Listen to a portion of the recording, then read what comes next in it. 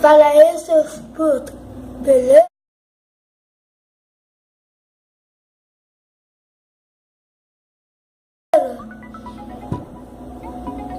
Fala, galera do meu canal, e aí, beleza? Hoje vamos falar sobre a Páscoa.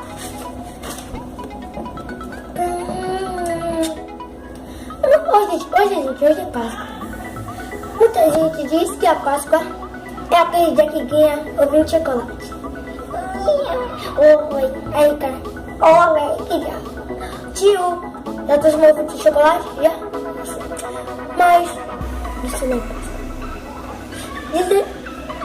Diz no calendário cristão, a Páscoa encerra na Semana Santa, onde a comemoração da Páscoa começa a Páscoa começa na Sexta-feira Santa, onde é celebrada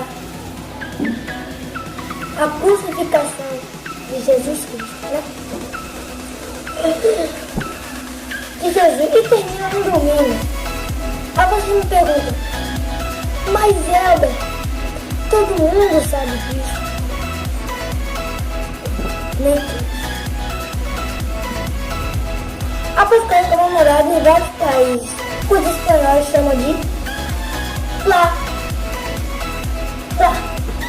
Os espanhóis chamam de Páscoa. O que significa Páscoa? Os italianos,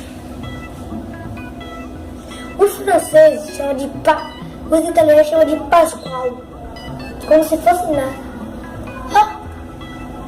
Os doidos chamam Páscoa de Pascoal, mas é a origem dele que ele chama assim. Então, se ele chama assim, é do jeito dele, não é da nossa culpa. Nós somos brasileiros, né? Os franceses chamam de Páscoa. Aí tu pergunta, Páscoa? Que diabo é isso? Páscoa, velho. Em francês. Oxi. Galera, eu tô aqui pra desejar uma feliz Páscoa pra vocês.